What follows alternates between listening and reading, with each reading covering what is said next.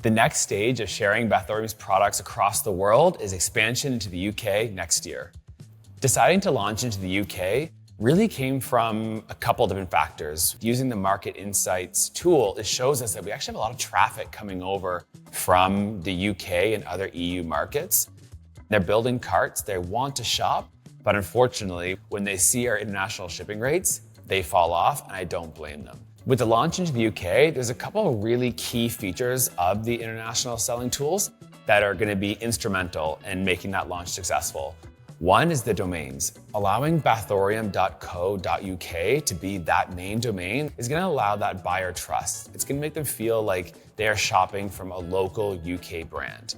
Next would be the currency conversion. They're not going to pay in Canadian or US dollars, they're going to pay in British pound or EU, allowing for less conversion fees on their credit cards, letting them know what to expect when they actually pay and receive their product.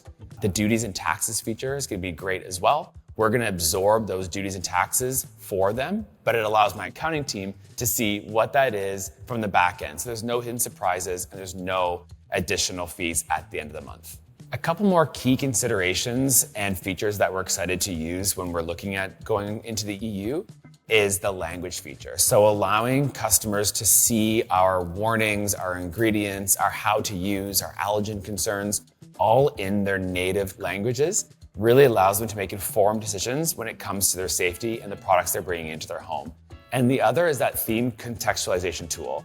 We can talk about different products that they actually have in their .co.uk store and not feature products that might not be available in that market. That hyper-localized experience with one Shopify backend is a game changer.